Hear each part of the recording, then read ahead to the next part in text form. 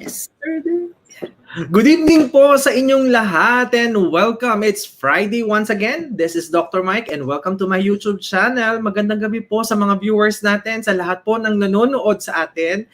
And sa lahat po na nag-holiday kasi holiday sa amin dito sa Hong Kong ngayon. Mga viewers natin, i-greet muna natin sila kasi isang masayang episode na naman ang gagawin natin ngayong gabi. It's all about Pinoy students o Buhay Estudyante sa Hong Kong University. So yung mga friends natin sa Hong Kong University, well, isa rin po akong estudyante dati sa Hong Kong University and maaring i-share, makaka-relate po kami pare-pareho ng ating mga guests ngayong gabi. And excited po ako kasi po magbabalik tanaw din po ako bilang isang estudyante ng HKU or University of Hong Kong. So ayun po. Ayan, sino ba mga nandyan sa ating chat box ngayon? I-greet muna natin sila. Si Feli Supnet. Hi Feli, magandang gabi sa iyo. Honey, thank you so much. Catherine, Chris, Anna Marie, Maylene, and all the viewers watching us tonight. Medyo maaga-aga pa. Nag-umpisa tayo na mas maaga ngayon. But anyway, pasalamatan ko rin po muna because we had a staycation again. Abangan nyo po yung video na gagawin namin or i-upload namin soon for another staycation. To Frank and to Linda for assisting us during our staycation yesterday. Kakauwi ko pa lang po ngayon galing sa staycation sa pag-assist po sa amin and ng aming mga kaibigan.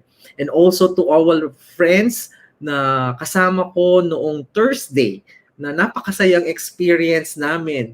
Alam nyo na kung sino kayo. Hindi ko na po kayo babanggitin lahat-lahat kasi marami po kayo. At least 15 of us na nagsama-sama, mga kababayan natin dito sa Hong Kong na nakasama ko. Maraming salamat po sa pagsama at mga memorable experiences natin noong Webes. Marami pong salamat sa inyo. At yung nag-birthday din nung tama ba? Nung Thursday. Oo. And to ano po kasing pangalan nung nagbigay ng cheesecake sa atin. Nakalimutan ko yung pangalan po niya. Yung may-ari nung pizza store. So maraming salamat kay Mr. Sir na lang, nakalimutan ko yung pangalan, pasensya na po. But anyway, sabi ko nga, isang interesting night po para sa atin because kakausapin po natin, may interview po natin ang dalawang estudyante ng HKU na kapwa Pilipino. So, introduce ko po muna ang mga guests natin. The first one, Nick teaches Communication, Applied Linguistics, and General Education courses on Language and Literature at Southern Luzon State University. He's currently completing his dissertation for his Doctor of Philosophy degree in Sociolinguistics and Discourse Analysis, Language, Discourse and Communication in Hong Kong and London at the University of Hong Kong and King's College London. Tanong natin paano nangyari yun? Paano niya nagawa yun? And he is writing about the lived experiences of Filipino domestic workers in Hong Kong with particular attention to the communicative resources they use in their transnational work migration. So, siya po yung unang guest natin. And pangalawang guest natin, siya po ay currently finishing his Master of Philosophy MPhil in Experimental Psycholinguistics at the University of Hong Kong as a recipient of HKU Research Postgraduate Studentship Award. Starting next year, he will be pursuing a PhD, Doctor of Philosophy in Cognitive Neuroscience of Language at the Queen Mary University of London, funded by QMUL's Principal Postgraduate Research Studentship. His research interests include implicit learning, bilingual language activation, and brain bases of language processing. Parang ang hirap-hirap ng mga courses ng mga batang ito. Kasi talagang mga bata, parang sinesegregate ko yung sarili ko sa kanila. So without any further ado, ang ating pong guest, Dave Kenneth Tayaw Cayado and Nick Ginto. So sige, ayan sila. Kumusta sa inyong dalawa? Hi. Hello po. Magandang gabi po. Parang nahiya kayong dalawa tuloy. Magandang gabi. Nahiya bigla. Nahiya kayong bigla. O sige, kumustahin muna natin ang ating mga kababayan na nanonood ngayon. Sige, unahin natin si Nick. Nick, kumustahin mo ang ating mga kababayan at lahat ng mga nanonood at nasaan ka ngayon, Nick? Ayan po. So magandang gabi po sa inyong lahat. First of all, I would like to thank Doc Mike for this invitation. It's a great honor and opportunity na mai-share yung experience ko as a student, as postgraduate student sa University of Hong Kong. So I'd like to say, hello to sa mga kababayan natin dyan, lalo na yung mga kababayan natin sa Hong Kong na araw-gabi lagi silang sinisigurado na yung kanilang mga pamilya ay may kakainin sa kanilang mga lamesa sa Pilipinas. Currently po nandito ako ngayon sa Philippines, and I'm right now I'm completing yung writing ko kasi nga medyo na-extend ako for my PhD because of the yung pandemic. So medyo konti na lang, medyo may light under the tunnel na, pero ayun, and I also wanna greet yung aking mga kasamahan. I think they are watching. Yung dean ko, Dr. Sheila Manzanilla, may be watching, and my colleagues sa communication department ng SLSU. Thank you. Okay, ayan yung mga kababayan natin sa Philippines. Anong pangalan ng school kasi? Southern Luzon State University. Oo. Hello po, Dean. Thank you po sa panonood sa amin. Sana madalaw namin ang school ninyo one time, di ba? Oo. How about Dave naman? Si Dave, nasaan ka, Dave? At taga saan sa Philippines? Hi everyone, I'm Dave, and good evening to everybody both in the Philippines and here in Hong Kong, to our kababayan, both in the Philippines and here in Hong Kong. And I'm currently in Hong Kong right now. I just submitted my dissertation 2 weeks ago. And currently I am relaxing, trying to recover all the stress that I gained in the past 2 years. And yeah, it's an opportunity to be here to distress. Oo, tama. Oo, ganyan din ang na-experience ko. Diyos ko, nung patisis na ako, nung nagsusulat na ako ng dissertation.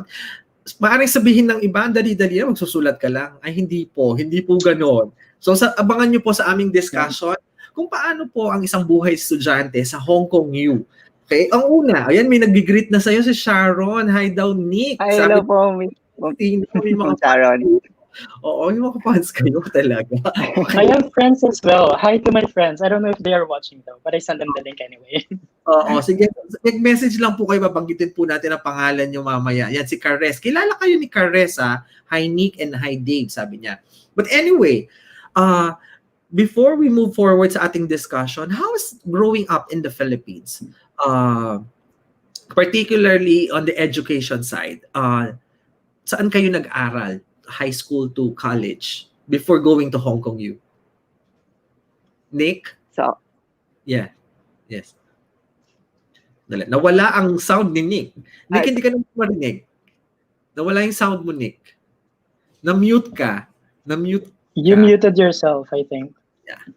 Oo. May napindot si Nick yata. Oo. Paano ba ay tanggalin ang pagka-mute ni Nick? Unmute mic. Okay. O sige. Abang nag-aano si Nick. Ayan si Nick. Okay na, Nick. Yan. hello. Yeah. Yes, ayan. Yeah, you're back. Sorry. Ayun. So I studied yung elementary school dito sa Lucena City, Lucena East 3 Elementary School. I did my secondary education sa Quezon National High School. Yung college ko, same thing, sa Southern Luzon State University, where I am working in right now. And for my master's, I did it sa University of the Philippines in Diliman, and Hong Kong U and King's College for postgrad. So parang hindi ka rin nagsawa, Nick, sa pag-aaral, ha? Parang ang dami, no? From college, and then pumunta ka ng UP Diliman, and then UP Diliman to Hong Kong U, and then sa King's College. How about Dave? Oh, Dave, ayan, may friend kasi Sherwin Soto. Hello. Hi, Sherwin. We're college best friends, so he has to be here for me. Yeah. Oo, yan. Sinusupport ka rin niya, ha? Paano naman yung naging journey mo, Dave? Yeah, so I grew up in Caloocan City in 6th Avenue. And nag-elementary ako sa Greasework Elementary School and high school in Maria Clara High School. So I'm public school educated as well. From kindergarten to high school. I went public school throughout my formative years, and for college I went to National University Manila. The reason why I was able to go to college is because of the scholarship that NU is offering at that time, and it's fairly easy to get and easy to maintain. So yeah, thanks to NU, I was able to go to college, and then after NU, I worked in Mapua University for a year, Mm-mm. and then HKU for my master's, and then I'll go to University of London for my PhD next year. Oo. So ayan, nakaka-inspire naman kayo. For sure, yung mga kababayan nating OFWs na nanonood ngayon, nai-inspire na sana yung anak nila, para nakikita nila yung anak nila na, ay ito, ang anak ko nag-aaral sa ganitong university and then ito yung naging pangarap niya, ito yung mga naging steps. But curious lang kami, curious ang ating mga kababayan. Oh, ayan, meron na naman tayong nag-greet sa atin. Sir Nick, si Miss Maricar Castillo. Hello, Maricar. Oo, mga estudyante niyo yata yung I mga think he's one of my students po. Student. Oo. Yan, maraming estudyante ang nanonood sa atin kasi interesado din sila. Paano nga kayo or tayo nakapunta ng Hong Kong U? Because most of us, when I was a student, ang alam ko lang matapos ng college or makapag-masters. Wala akong pangarap dati na mag-PhD ako or mag-medicine man ako or iba. Maaring ang hirap para sa isang Pilipino, hindi ko lang alam, correct me if I'm wrong, na mag-aral sa ibang bansa. Because it's kind of expensive. Kung hindi ka under scholarship, paano nga yung gastos mo at titira ka sa malayong lugar na hindi mo kasama ang family mo? Sa inyo, nabanggit nyo kanina habang tinatanong ko kayo, ay nagtrabaho muna kayo before going abroad. Tama ba? Yeah. Opo, sir. Yes. Oo. Paano yon? Paano nyo pinrepare ang sarili ninyo na how many years of working before leaving our home country? Dave? So while I was finishing my bachelor's degree, there were 2 semesters that I had to work while I was studying. So nagtrabaho ako sa call center for 8 months so that I can, save up a little bit while I am studying. And after finishing my bachelor's degree, I taught in Mapua University. So I spent 1 year in Mapua teaching English courses so that I can provide for my family before I moved to Hong Kong. Oo. So kumikita na, no? Kumikita na kayo, si Dave kumikita na, tapos biglang naisip na mag-ibang bansa para mag-aral. How about si Nick? Ganun din ba? Opo, ako sir, kasi ever since gusto ko talaga makapag-aral sa Hong Kong because my mother was working there. So for several years, when I was 9, she had to leave for work in Hong Kong. So I thought, parang sabi ko, gusto ko din sa Hong Kong. And I think one way to be there is to study. Kaya lang, syempre, very prohibitive yung cost. Ang mahal mag-aral sa Hong Kong. So doon muna tayo dito sa Pilipinas. And then when I started working, there was a time that I thought na parang nakukulangan ako sa sarili ko. Parang I thought I couldn't give the best that I should give to my students. So sabi ko, why not I look elsewhere for opportunities. Although there is another story kung paano ko na encounter yung Hong Kong U. And I think maybe we will talk about that later. Yeah. Pero yun sir, yun yung number 1 drive ko. Number 1 is yung like I want to see my mom. I want to be in Hong Kong, and na parang there came a time na parang nakukulangan ako sa sarili ko as a teacher. Oo. Tama yung mo Nick, kasi I myself, ganun din ang nangyari sa akin when I left our home country way back in 2010.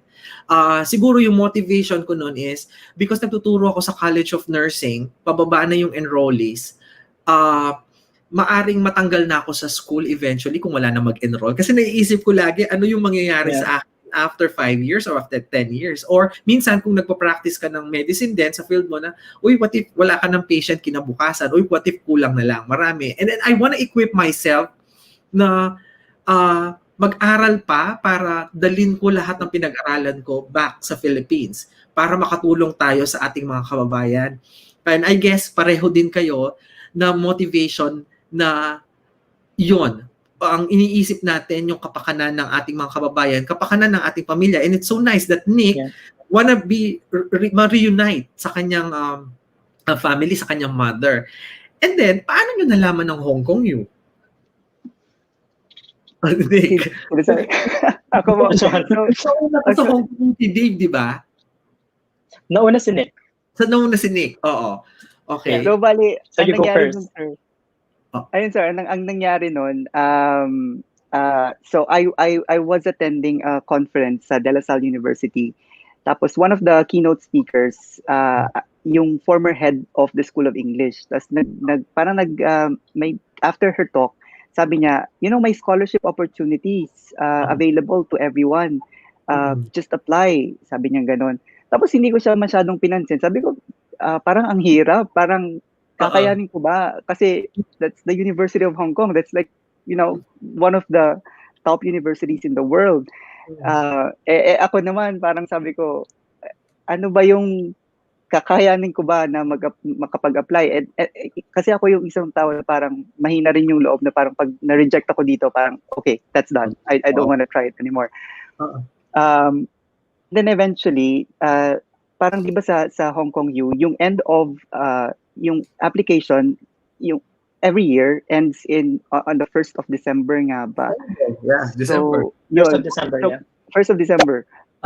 So parang last week of November, tinag ako nung conference convener si Dr. Shirley Dita na dun sa picture namin with the head of the School of English. Tapos sabi ko, teka, parang ito na yung sign. Sige, try natin. Tatry ko.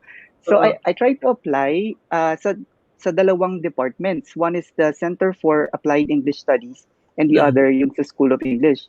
Pero yung apparently yung research topic ko can only be supervised nung nasa School of English. And I think I was lucky enough na ayun. So parang after that, nung nag-apply ako, I was immediately contacted parang a week after the end of the application, and I was interviewed, and then parang I received an email saying na so you're applying for the joint PhD. So sa Hong Kong UN, we see that your proposal and your credentials are promising. So the next step is to apply sa King's College London. So mga January ay siya din yung kakontak ko si Dr. Lisa Lim. She sent me an email na okay, medyo things are okay now with Hong Kong U. Now we just have to wait for King's College London. You have to apply there. Like it's another process. Parang nag-a-apply din ng for another PhD sa King's College. So I have to go through another process like hingi ulit ako ng recommendation letter from my former professors. Tapos nag-exam ako ng IELTS, and yun yung mga prosesong yun. And because of that, I heard parang so sa Hong Kong U, they're willing to give me an offer already as early as January, pero na-receive ko yung offer ko around May or June. Okay. And I wasn't prepared. Na parang sabi ko, ay hindi na yata ako natanggap kasi hindi dumadating pa yung offer ko. Oo, mas maaga sa'yo. Oo. Sige, si Dave. Ayun, daming nag-aano ha, yung mga estudyante nyo. Ayan, i-greet muna natin sila. Si John Paul Veloso. Go, sir. Hello, Papol. Oo, si Alexandre Michael Cook. Go, Si sir. Cook, yes. My student. Oo, yung mga estudyante nyo. Kaya, di ba, pinapanood kayo ng mga estudyante nyo na na-inspire ninyo o maaring maging estudyante dito sa Hong Kong U as well. Yes, sir. Sinasabi ko rin sa kanila, sir, yun eh. Kasi when I was their age, nung nasa SLSU ko, I felt like walang walang opportunity kaming Oo. nalalaman. Hindi namin alam na may mga ganitong opportunities. And Mhm. so I told them, maybe Oo. you can, yun. Oh, ayan, si Clad Asia, si Maricar Castillo, si John Paul. Maraming salamat po. How about Dave? Paano naman ang sayo? Siya, December siya. Tapos na, at least naka-receive siya offer, mas maaga-aga, ha? Oo, tapos bandang Yeah. May, papunta na siya dito. How about sa status mo naman, sa case mo, paano yung sayo? I first found out about HKU, I think, back in 2015 when I was working on my undergraduate thesis. So I was working on a theory called implicit learning. And na-realize, habang binabasa ko yung mga paper, one of the prominent scholars that I was reading at that time is a professor at HKU. Mm. So doon ko unang nakita yung pangalan ng the University of Hong Kong. Under the name of one of the prominent scholars in my field. So I got fascinated by that scholar that I searched about her work more. I searched about her department, her scholarship, and then HKU. And then I realized na rank 25 ang HKU in the world. So that got me even more excited to entertain the idea that I could go there. And then I told one of my professors back in college. His name is Dr. Magno, about my plans to do my master's degree in the University of Hong Kong. And fortunately, he knows he had students already who are in HKU at that time doing their PhD. So Dr. Magno introduced me to his previous students, and then I visited HKU in 2016 to see the campus. And then the first time I set foot in that campus, I knew I was gonna go there. I felt it. I felt it. I told myself, if you don't go here, you're not going anywhere. So the whole 2016, I made sure that I attend more conferences and publish papers so that I can boost my application. And then I think I contacted Nick in 2016. We don't know each other, but I messaged him on Facebook saying that I'm Dave, interested ako mag-apply sa School of English kasi parehas kami ng department. And then he helped me a lot as well throughout the application process. Yeah. So there were four Filipino scholars in HKU already who are helping me with my application. So I'm very thankful to Nick, Dr. Magno, Jana, Jess, and Miguel Lizada, who helped me get in, basically. And then, unfortunately, I applied, I think around December, and then I got waitlisted by February because I was applying for a scholarship. And I think at that time, they can only offer 4 scholarships out of 120 applicants in our department. So I got waitlisted because it's a very competitive program because it's fully funded. You get money by studying. So a lot of people are applying. And I was so disappointed when I got waitlisted, to be honest, because I didn't think that I could do anything differently with that application. I thought I gave my best in that application. And then around June, I wasn't expecting anything anymore, to be honest. And then around June, they messaged me that there's a scholarship for me already that I got in, and that I need to leave the Philippines by August. So I only had like a few months of preparation before I moved to Hong Kong. Yes. So, ayan na. Ayan, daming nanonood sa atin. And thank you po kay Dr. Magno. Yan, sabi niya. Here, hi Dave, sabi niya. Go Kenneth, sabi ni Sherwin Soto. Late Bloomers 2020. Sabi niya, good evening po, Mr. David, Kenneth, and Mr. Nick Ginto. Yan, ang dami nag-greet sa atin. Nai-inspire yung ating mga estudyanteng nanonood, ang mga magulang nanonood. I think pareho kami ni Dave ng case. I received, actually, it was December 8 when a professor from the University of Hong Kong came to UP Manila. Nagkaklase kami noon. Nag-attend kami doon sa small discussion, encouraging us to go to Hong Kong U, try Hong Kong U. Wala lang, kagaya nyo. Sabi ko, sige, try. Sige, apply. Kung matanggap, di okay. Kung hindi, okay. Walang problema because I'm working na sa Philippines. I'm already okay. And then, but I want to grow more. I want to expand my knowledge. And then, to make the story short, nag-isip ako, tama ba itong gagawin ko? Hindi. Wala po akong kakilala sa Hong Kong. Wala po akong kamag-anak sa Hong Kong. Buti pa si Nick may kamag-anak siya. Wala din pong friends ako dito sa Hong Kong. During those time, 2010, may nangyaring hostage crisis sa Manila. Because I received the formal offer sometime in March. And then may mga processing pa ng visa, di ba? At dahil nagtuturo din ako noon sa Philippines, I need to take a leave. Hindi ako nag-resign kaagad. Para just in case hindi ko magustuhan, babalik pa ako. May work pa akong babalikan. However, August, a week before ako umalis from Philippines to Hong Kong, nagkaroon ng hostage crisis. And then I was thinking whether pursue it or not. But some of my friends told me, sige, go. So, ito na. Kagaya nyo rin. Paano yung first time ninyong umalis? At least si Nick may kakilala dito na sa Hong Kong. Tama ba, Nick? May kakilala ka na nung pumunta ka dito sa Hong Kong. How about Dave? May kakilala ka na dito sa Hong Kong doon because Nick nandito na sa Hong Kong. No, he was already in London at that time when I moved to Hong Kong. So, but I had Miguel and then 2 other Filipinos who helped me when I moved here. O sige, sino ang sumalubong sa inyo sa airport? Meron bang sumalubong sa inyo sa airport? Because ang laki-laki ng airport. No one. Kung balik ka sa Pilipinas, sabi ko, saan to? Hindi mo alam. Well, syempre, postgrad student, alam ko naman na estudyante, smart. So alam, kahit nag-iisa ka sa airport, ang dami mong bagahe, alam mo kung saan ka pupunta, saan ka lalabas. Okay? So sino sumundo sa inyo? May sumundo ba sa inyo?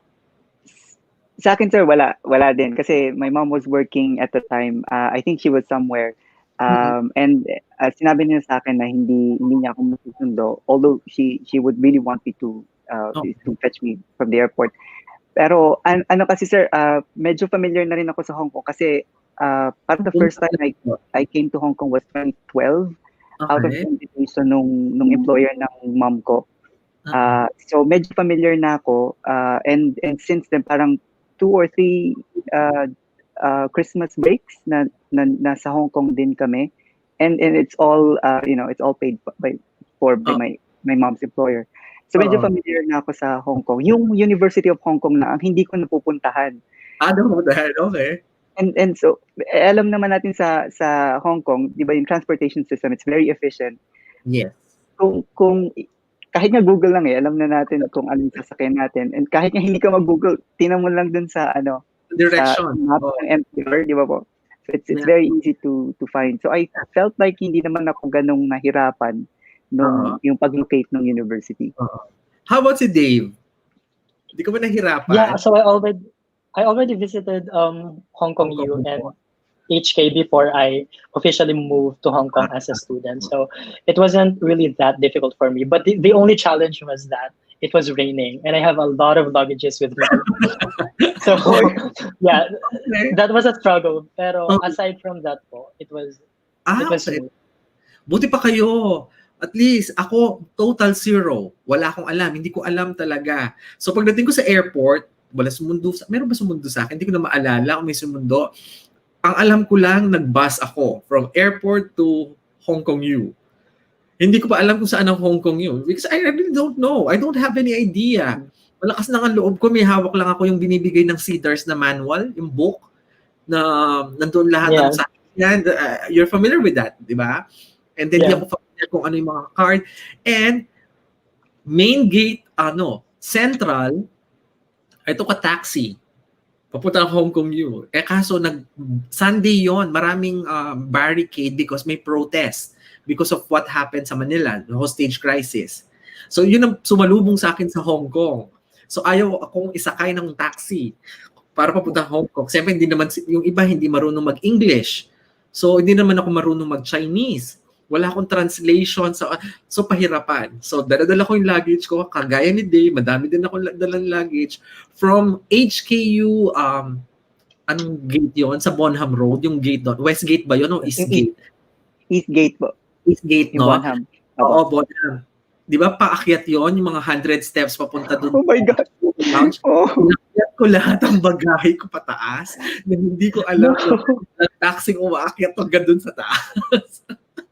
Yun yung mga funny moments ko during my first week. Kasi wala akong kakilalang Pinoy din. Yun ang mahirap during my time because wala akong naging connect na Pinoy na nag-aaral sa university during my time.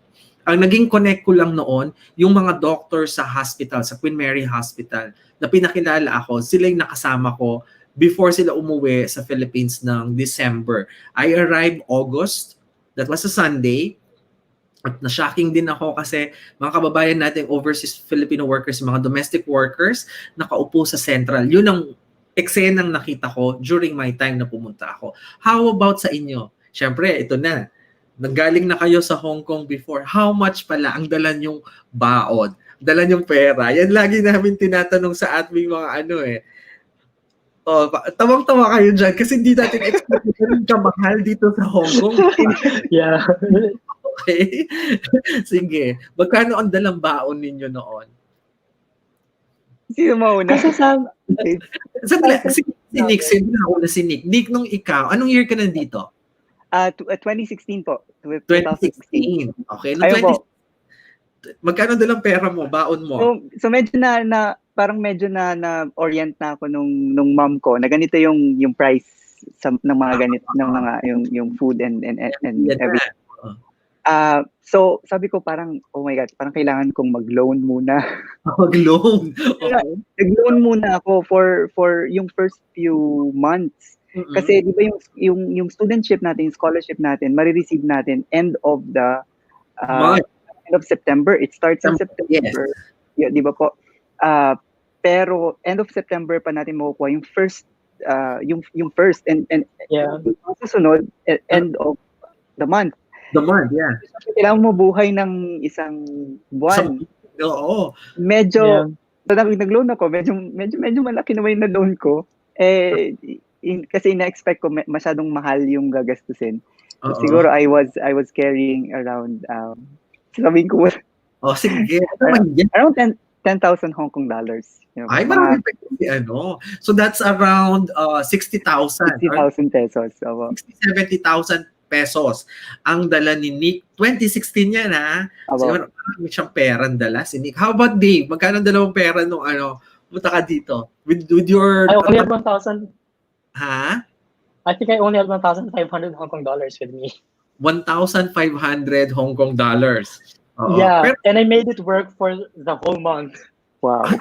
Nagkasya? Nagkasya yun? Apparently, I survived. Because you're not paying your bahay. Hindi ka nagre-rent. Paano yung pati bahay? No. Kasi yung namin nun, yung bayad namin for the hall will arrive around November. So I already have my PGS at that time. So what my 1,500 covered was my food and transportation. Oo. At least, similar tayo. Kaso 10,000 pesos ang dala ko 2010, na hindi ko alam kung saan ako titira. So, palipat-lipat ako ng tirahan during my first 2 weeks dito sa Hong Kong. And tama ka, Nick, na ang sweldo pala dito, not sweldo, para po sa benefit ng audience natin. As a student po, we would, mga visitors. Okay lang, sige, Nick. Okay. Nung time ko kasi, nung 2010, I remember, tama yung sinabi ni Nick, lahat ng estudyante, postgrad, I'm referring to postgrad students, meaning master students, sama, at saka PhD students, how much do you receive now? How much is the stipend or the, ang tawag doon? Studentship now? Yeah, PGS. Yeah. I think for this coming academic year, it's around 19,000 Hong Kong dollars. 19,000. Ayan po, sa mga viewers po natin, para po may idea kayo, sa mga estudyanteng nanonood o sa mga mothers na nanonood, pag po nakapasok kayo sa Hong Kong University, HKU, may tinatawag po kaming studentship. Yung po yung mga estudyanteng mag-aaral ng masters o kaya PhD, na kung saan every month po makakatanggap po sila sa Hong Kong U ng 19,000 Hong Kong dollars, which is equivalent to 118,000 pesos. Okay? It sounds big. But Hong Kong is so expensive.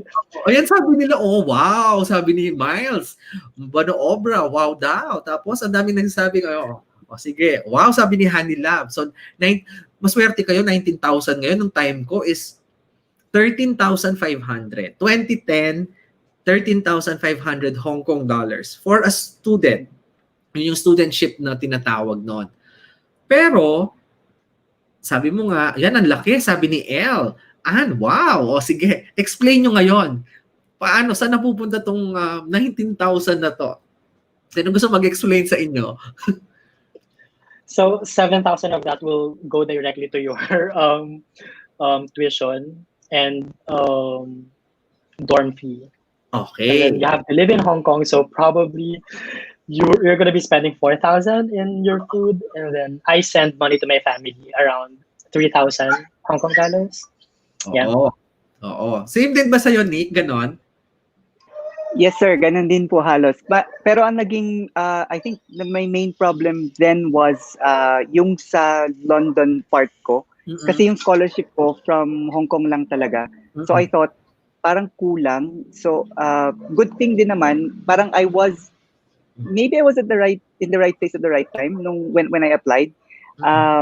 So yung time na yun, yung transition ng di ba wala tayong wala tayong college students from 2016, I think.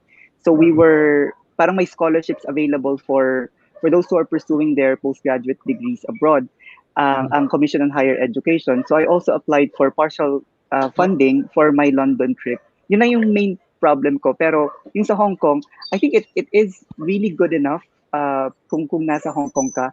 And you can really save. You can really save out of the scholarship. Oo. Yan. For the benefit of the viewers po, mga mothers, mga estudyante po, meron pong tatlong klase yon, di ba? The Research Postgraduate Studentship, yun yung 19,000. Tapos may susunod na level. Kasi may susunod pang level yon, yung presidential. Isn't that presidential? Yes, sir. Yeah. Yes. May bago. May bago. I think that's worth 25,000. 25,000. Yes. Yung Hong Kong PF. Hong Kong dollars. Per month. Oo. Tax yung free Hong Kong PhD fellowship scheme. Tax free, yeah. And wala, parang starting this year, hindi na sila kailangan magbayad ng tuition. So, kanila yung pera. Yeah, I'm jealous. Sila. Okay. Yung third level po, yung presidential scholarship na sinasabi ni Dave, you can get up to parang $50,000 a year. Okay. US dollars po. US dollars. They encourage mga estudyante natin gusto nila lang mag-ano. And then, same din ba? Every year, you are allowed to travel, present your research twice. In 2 times a year, di ba? In any country of your choice. Basta may conference. Okay? Pareho pa rin pala. Kasi nung time ko, I received, 13,500 Hong Kong dollars. But, kinukuha doon sa 13,500 Hong Kong dollars, yung tuition fee mo, nababayaran mo twice a year. Tama ba? Twice a year. Yeah. And then, yung tirahan mo sa university, nakukunin doon sa salary mo 2 times a year. So, mostly po, yung pong 13,000 na bibigay sa inyo ng university, mapupunta rin po sa tuition fee at saka sa bahay, sa hall. However, kung matipid kayo, makakapagpadala pa rin po kayo sa mga estudyante natin na Pilipino, sa mga gulang ninyo, sa family ninyo, or kung hindi naman, makakapag-save kayo para sa sarili nyo. And yung mga gastos. And tip din, yung pong mga estudyante gusto mag-apply, once na naka 1 year kayo, pwede kayo mag-apply as a tutor, di ba? Para libreng bahay sa hall. Tapos sinisweldohan kayo rin nun. Kasi I applied for that one and I became a tutor for 5 years. So 5 years akong hindi nagbayad ng bahay o nakatipid pa ako doon. Tips yun sa mga estudyante natin nanonood ngayon. Di ba? And then, nag-move tayo kaagad about doon sa studentship, doon sa not so-called salary, but paano yung application pala? I think that's the most important part. Usapan natin na inganyo sila sa, may sweldo pala dito mag-aral. Ganon, malaki, 100,000 plus pesos. Pero paano yung application? Sige, paano ba ang application? Kung ako ay isang estudyante sa Philippines, ano ba ang proseso pagdadaanan ko? Ano yung mga sasubmit kong documents para makapag-aral ako sa university? Ano yung mga sinubmit nyo noon? Dave, ikaw muna. So my program is MPhil, Masters of Philosophy. So that is Para a sa mga master. masters. Yeah, it's a 2-year master's program, bio research, and one of the components of the application is a research proposal. Mm-mm. Pero before you officially apply to the university, masasuggest ko na dapat kontakin mo muna yung supervisor mo or Sure. yung professor na interested ka sa work nila ahead of time. So perhaps you can draft like the research questions that you want to explore in your master's or your PhD research, and then contact them, say that you read their work, it's interesting for you, mention the aspects of the research that you find interesting and how it relates to your own interests. And then at the end, you have to specify the research questions that you want to explore for your master's or your PhD. And then send the email and then wait, hope for the best. And then usually in my case, the Professor Janet Liang responded saying that my questions are interesting, and then she instructed me to draft a 4-page proposal, including like an introduction, methodology, and then hypothesis of the results. So yun yung pinaka-importanteng component ng application. Kailangan solid yung part na yun. And then, what's next, Nick? Okay, Nick, how about kung PhD naman? Na-mention ni Dave, a 2-year program for MPhil or Masters in Philosophy. Pag PhD naman, paano naman? Oh, sir. Opo. So very very much the same dun yung sa sinabi ni Dave. Yun nga, sir. Yung application, yung research proposal, that's very very important. At saka to contact your potential supervisor. Although in my case, kasi nga I wasn't really expecting anything during my time, and I think I took the very risky route na hindi ko kinontact muna yung supervisor ko. Kasi it's always best to contact the supervisor kahit yung dun sa yung tinatawag na yung recruitment na ginagawa po namin, kasi I attended, I was invited by the graduate school na to be part of the recruitment talk for the graduate school. And number one na nire-recommend nila, make sure that you have contacted your potential supervisor first before doing the application. And the application is done online. So kapag medyo okay na yung communication mo with the supervisor and the proposal mo okay na, so the next step would be to you have to send in yung requirements, yung transcript of records, yung recommendation letters from your former professors, and I want to thank Dr. Eileen Salonga for the recommendation from the University of the Philippines, and my dean right now, Dr. Sheila Manzanilla, kasi if not because of them, maybe I wouldn't have gotten in. Oo, di ba? Oo. Share ko Did rin. you have to write a personal letter? Oh, yeah. Personal letter. Yes. Oo. Nasa isang... di ba isang portfolio siya, isang buong malaking folder nandun lahat. I remember during my time, because my track is a 3-year PhD, because I had master's degree way back sa country natin. So, maari po kayong dumiretso after your college. Kung may master's degree kayo sa Philippines, pwedeng may track po na 3-year PhD or your 4-year PhD. Or merong track na from college, diretso siya sa PhD kaagad.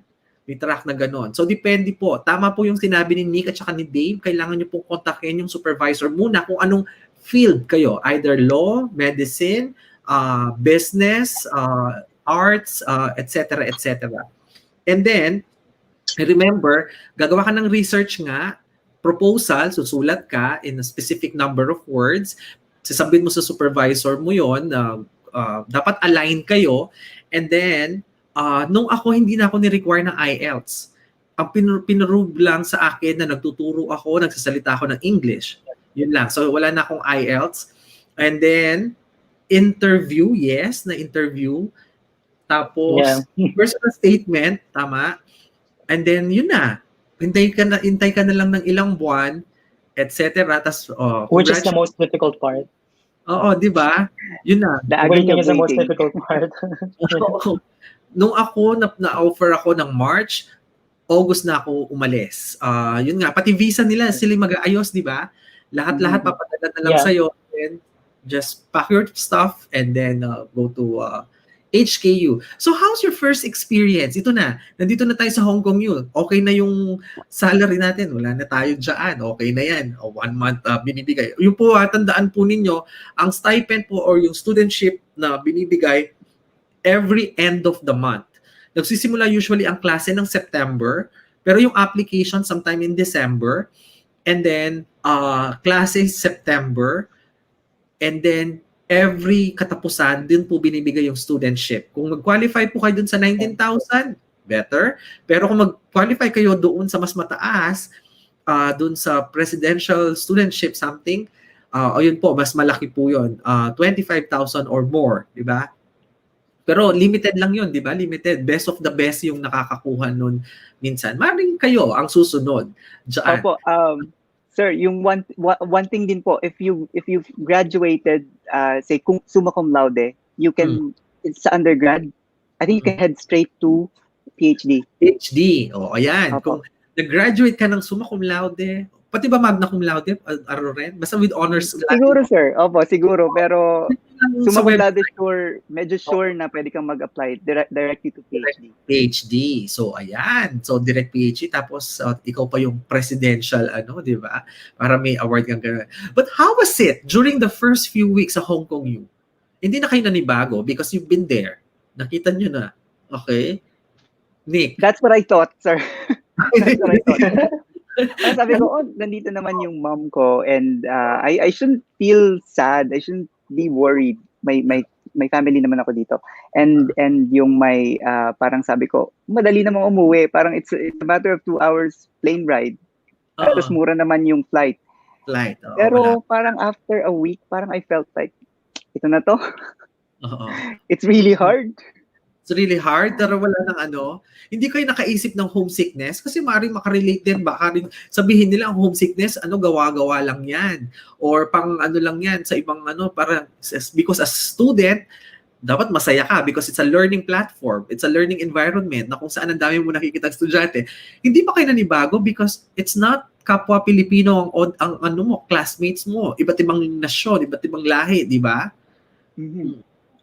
In my case, I felt homesickness immediately. The moment I dropped my things in my hall, like I was already crying. Okay. Yeah. So it's like a small room, and then feeling ko dun nag-sink in sa akin na you are not in the Philippines anymore, and you're far away from your family, and that's my first time being away from them. For that long. So, iniisip ko na will I survive? Will I meet the measure of HKU, considering that I didn't really graduate from a top university in the Philippines? So those are my worries on top of being away from my family. But luckily, I think in my first 2 months, I talked to my family almost every night, and that helped a lot in overcoming homesickness. Hindi kayo nanibago sa tirahan? I'm not sure both of you ang liit ng rooms. Tapos, it's a shared, di ba? Yung common ang toilet, meaning public, you share. I'm not sure kung tumira kayo sa hall.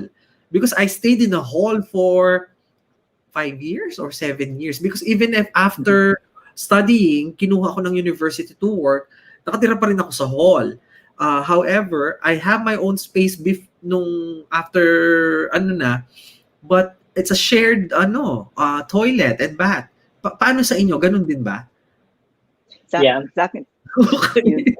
Baka magulat ang mga viewers natin din, mga estudyante mag-a-apply na minsan, di ba, social, sarili mo yung kwarto mo, malaki yung kwarto mo sa Pilipinas, may yaya ka sa Pilipinas, may sarili kang CR sa Pilipinas, may driver ka. Pagdating dito, talagang basic zero, di ba? Ikaw mag-isa, mamalansya, mamalengke, lahat-lahat. Ganun kasi din yung hall, kasi di ba sir, yung hall yung pinakamura na pwede mong tirahan. If you plan to stay outside of the university accommodation, super mahal, parang double or triple the price. Kasi di ba Hong Kong is one of the highest, yung may pinaka ganon, in terms of housing. Siguro in my case, siguro I'm a bit lucky kasi yung parang naging toilet mate ko, so to speak, Pinoy din. Okay. The toilet mate tawagan namin. So, Pinoy din yung nasa kabilang room. Yun nga, si Miguel, one of our friends, Miguel Zat. Oo. At si David, di sa I think my Moroblet. situation is worse. Bakit? Why? Hall ka? Nag-hall ka? Hindi. I lived in a hall for 2 years. So throughout my MPhil program, I was living in a hall. And in my case, I was sharing the toilet to the entire floor. So the entire floor. So yeah, Nick was only sharing a toilet with another Filipino. In my case, it was for the entire floor. So ilan yung floor? Ilan ang tao sa floor? Probably around 18. 18? Okay. Or 15 to 18. Rush hour kayo. Oo. Yeah, so it's an adjustment. And it's an experience. Yes. Maaring yung mga ibang viewers natin, pag tumira po sa hall, mas mura po ang babayaran. Usually, around 5,000 Hong Kong dollars to around 8,000 siguro sa hall. O mahal na yun. And you have to prove per month. 4,400 Hong Kong dollars. That is equivalent to 24,000 pesos, 30,000 pesos per month. If you live outside, medyo mahal po. Kasi ang pinakamura, around 10,000 Hong Kong dollars, which is 65,000 pesos. Kung gusto naman medyo social, yan. Aabot yan ng mga 20,000 to 40,000 Hong Kong dollars. Na yung pong buong sweldo ninyo, studentship nyo, hindi po kakasya. So, mag-own kayo sa utang, so mahirap po yun. So, wag po dapat ganon. 'Di ba?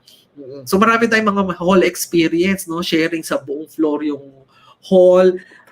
And you have to 'di ba sir, you have to prove yourself every year para lang ma-readmit ka. You have to perform in a way. Yeah. Oo. Yan, maganda rin sabihin natin sa mga estudyanteng gustong mag-apply, regardless po kung kayo ay master student or PhD student. Kasi pag tumira kayo sa hall, you are required. There are specific hall sa university that you are required to contribute. Okay? Nung ako, imagine nyo, PhD, tapos nag-graduate na ako ng medicine sa Philippines. Pagdating dito, pinapag-join ako ng parang Olympics nila, yung mag-swimming daw ako.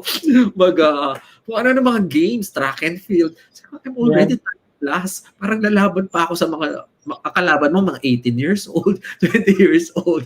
So sabi ko, parang hindi ako match dito sa hall na to. Pero may hall naman na pang postgrad, like graduate house, di ba? So lahat yun, iba. Pero you are required pa rin to contribute para sa development ng hall, which is good naman, di ba? Kaso nga lang, kailangan nilang i-balance kung ano ang program na kinukuha ng estudyante. Kung undergrad, sige, okay, walang problema doon. Pero hindi na tayo undergrad. So, iba na yung direction natin, iba yung focus natin. Diba? Otherwise, pag bumagsak ka, ay, medyo mahirap yon. But I wanna ask, in terms of the curriculum, anong pagkakaiba ng pag-aaral sa Philippines? Because both of you nag-aral sa Philippines and nag-masters ka rin sa Philippines at dito sa Hong Kong U, ano ang difference niya in terms of teaching, in terms of the resources, in terms of the facilities? Anong masishare ninyo? So, yung amin pong program, it's called a research postgraduate degree. So mas malaki yung most of the yung time, yung duration, yung study period is spent on doing research, yung dissertation mo, yung thesis mo. And you do it on your own with the supervision of your supervisor. So it's more like you have parang ikaw talaga. It's all you. Kukunin lang namin na courses, so very limited yung teaching part na yung classes. I think 6 lang or 7, and we can do it in 1 or 2 semesters. And then after that, you do your research. You read, attend conferences, you test your ideas there. So, hindi na kayo pumapasok on a regular class. Hindi ba sa Philippines, Monday to Friday, everyday pumapasok ka. Pero kayo required 6 times na papasok. The rest bahala na kayo. Okay? Kasi parang, I di ba, think- Yeah, yes, Dave. And in the Philippines, they really have to take a lot of courses per semester, and then you take that course the entire semester, right? In Hong Kong, you're only required to attend the course for like 4 meetings or 5 meetings, and then it's over. It's done. It's either you pass or you fail. Most of the time, you pass, and then for the rest of the time, you can devote it in doing your own research and talking to your supervisor, which I think is better because it trains you to become an independent scientist or researcher. Mm-mm. Oo. So, Nick, ganun din ba? Halos pareho kayo Yes, ng sir. program, no? And then, Opo, sir. kasi kung tamad-tamad ka, bahala ka. Maiiwan at maiiwan ka. Because I remember, nung ako din, pumapasok din ako every day, pero research ka agad. Papasok lang ako ng mga courses, yung mga lecture, yung mga 6 times lang, 10 times lang, on your own. Tapos, ang naalala ko, hindi ko rin alam sa inyo na wala kaming time na kung anong oras kami papasok. Kasi papasok kami ng 11 o'clock ng umaga, pero hanggang 9 o'clock ng gabi. May mga ganun, lalo na pag nag-experiment kami. Hindi kagaya sa Philippines structured na papasok ka ng 8, lalabas kang ganitong oras, di ba? Dito walang ganun. So so you have your own time, pero I remember yung supervisor ko po, he asked me to draft parang a timeline kung ano yung gagawin ko in the next few years. Pero syempre this timeline is very flexible. So sabi niyo nga sir, parang there are times na okay, papasok ka ng 9 AM. Pero usually kami ni Dave, there was one time na umalis kami sa office ng mga 2 AM. Kasi minsan kasi gaganahan kang magbasa and magsulat ng around 7 or 8 PM, and the office is the only place where you can, you can think. Oo. Kasi 24 hours, di ba? May access tayo sa university. And even the, ano tawag doon? Yung learning commons or library. Minsan may estudyante na nag-overnight. Yun ang kagandahan. Siguro maganda next time i-feature ko yung Hong Kong U. Kung anong itsura ng Hong Kong U para sa mga viewers natin. Hindi ko pa nagagawa yun. Para makita nila anong facilities meron tayo sa loob ng Hong Kong U. And ano yung mga memorable experience ninyo? Sa Hong Kong U muna. Hong Kong U. O yan. Davey ka. Parang tuwang-tawa ka dyan, Dave. Parang madayong memorable experience sa loob ng campus. Okay. Yeah, there's a lot, to be honest. And the entire program is memorable for me. I feel like I'm a totally different person compared to that Dave 2 years ago who arrived in the University of Hong Kong, who has no idea what psycholinguistics is, but he got in anyway. And then I think yung pinaka-memorable talaga sa akin is yung I was able to work with 2 promising supervisors and scholars in the field. And they introduced me to other scholars as well who are working in my field. And I think that helped me a lot sa pag-apply sa PhD and when I went to the UK to study during the summer. And yeah, yung minention mo kanina, yung 2 conference that you got every year, I think memorable yung kasi you were able to. I was only able to avail one because of the pandemic, but yeah, I was able to go to the UK for free, all expense paid. Yes, because of HKU, and I think Yan, ang memorable experience ni Dave. Di ba ang saya ng pakiramdam na I have never experienced it when I was studying in the Philippines. Not because, hindi, di ba? Yung network mo, yung exposure mo, at bottom line is nasi-share mo sa mga estudyante mo at nai-inspire mo yung mga estudyante mo sa Philippines na they could do it as well. Di ba? They could explore as well.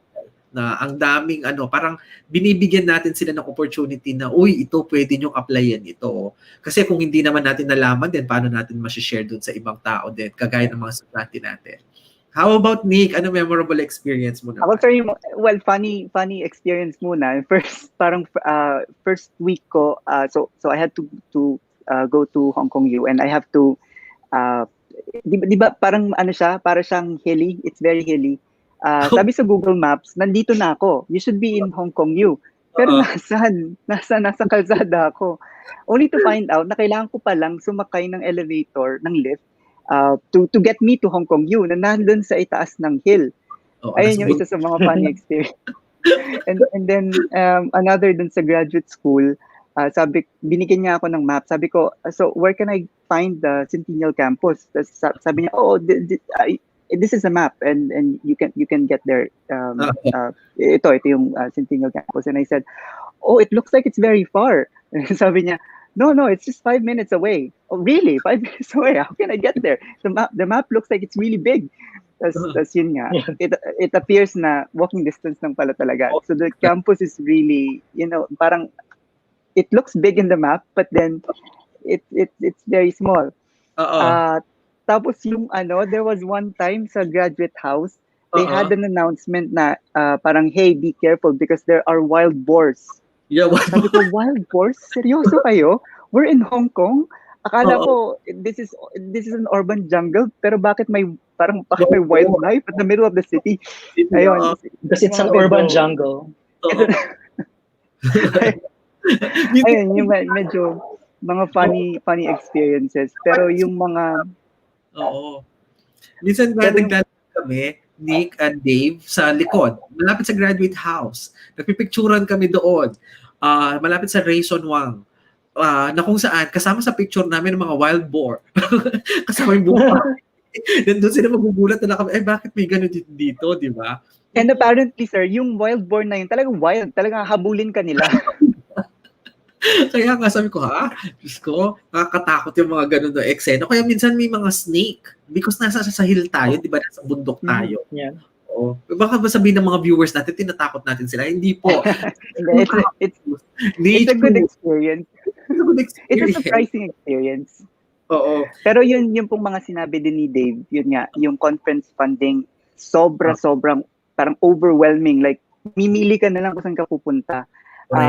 Parang kasalanan mo na kung hindi ka makakapag-travel outside of Hong Kong. And then mostly naman, hindi ko lang alam sa inyo kasi pag nagta-travel, minsan, mag-a-attend ka ng conference ng isang araw, pero the rest of the araw na, wala ka na, nag-aano ka, pasyal-pasyal ka na. Usually, yung mga ganyan yung mga estudyante nagko-conference. Okay? At least ikaw din sa UK. Kasi si Nick, saan ka nakapunta dun sa mga conference na binigay sa'yo? Sir, yung first experience ko, first Europe experience ko sa Denmark, sa Copenhagen. It was overwhelming. Sabi ko, wow, I didn't know I could get to Europe.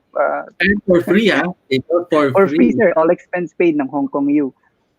Next, I think I went to New Zealand para sa isang conference din. And then, meron pa akong, yun nga yung sinabi ni Dave, may conference funding pa sana for this year, but then because of the pandemic, wala. We couldn't avail it anymore. Yeah. Kaso that's a shame. Baka sabihin ng mga viewers natin, nagta-travel lang tayo, ganun. Hindi po, basta po, sinishare namin po yung aming mga research or para po matuto din tayo, makakaroon ng maraming network dun sa field. Kaya po kami nag-a-attend ng mga research conferences. So, ayun. Sa akin naman, Boston, ako sa Harvard ako pinadala doon. So, first time ko na nakita ko, ito yung conference na pipiliin ko. So, namimili tayo ng conference, pero yung mga malalapit, sabi ko, malapit lang to, ayokong pumunta dito. Gusto kong malayo. Total libre naman, di ba? Kasi ang laki, sir, ng funding, di ba? Parang kung hindi mo i-maximize yung funding, sayang. Sayang, dapat yung malayong-malayo na lugar. Tapos mag-maximize ka na lahat ng leave mo, applyin mo na rin para at least isa. At kung malapit ka sa mga friends mo, kamag-anak doon, usually I go to US naman para lahat ng mga friends, lapit-lapit, sige, pasyala ko na rin sila. For free pa, di ba? Natuto ka because of your research network at also na-visit mo rin ang family mo. Diba? But anyway, in terms of your program, para lang maintindihan ng mga estudyante natin, mga nanonood, can you give us a brief background? Anong program ang kinukuha nyo? Kasi kaninang binasa namin, medyo parang ang hirap intindihin. Mga sociolinguistics, kung ano-ano. Para sa mga viewers natin, tawang-tawa si Sheila Vlog. Sabi niya, galing naman. Wow, Denmark. So, sana din sila yung mga viewers natin. Malay nyo po, kayo po yung susunod. Sabi ko nga, mag-aral lang po kayo, magtiyaga. Yung isa sabi ni late bloomer, paano daw nagsisink in yung binabasa ninyo? Nabasa na kayo ng basa. Sometimes it doesn't. Kunwari lang nagbabasa pero walang So, ayun.